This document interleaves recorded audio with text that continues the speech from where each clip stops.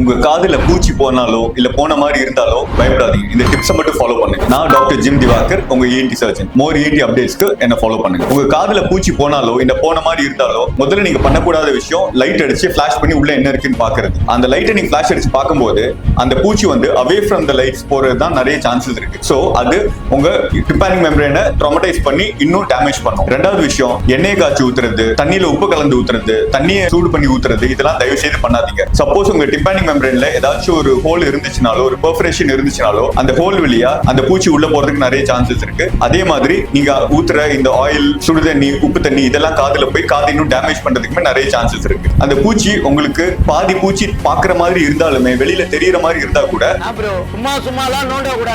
அந்த பூச்சியை எடுக்க ட்ரை பண்ணாதீங்க. அந்த பூச்சி உள்ள கொடுக்கோட இருந்துச்சுன்னா அந்த டிம்பானிக் மெம்பரேன் டேமேஜ் பண்றதுக்கு நிறைய சான்சஸ் இருக்கு. வெளியில தெரியிற பூச்சியை பிச்சு எடுக்கும்போது பாதி பூச்சி உள்ளே மாட்டிட்டு இருந்தாலுமே உங்களுக்கு டேமேஜ் ஜாஸ்தி தான் ஆகும். சோ இந்த மாதிரி சிச்சுவேஷன்ஸ் வரும்போது நீங்க பதட்டப்படாம உங்க நியரஸ்ட் ENT சர்ஜனை கன்சல்ட் பண்ணுங்க. அவங்க உங்களுக்கு ஹெல்ப் பண்ணுவாங்க. பல்ப் வெளிச்சத்திலயோ இல்ல வீட்டு வாசல்லையோ தூங்குற உங்க ஃப்ரெண்ட்ஸ்க்கு யாராவது ஹேபிட்ஸ் இருந்துச்சுன்னா இந்த வீடியோவை உங்களுக்கு ஷேர் பண்ணுங்க.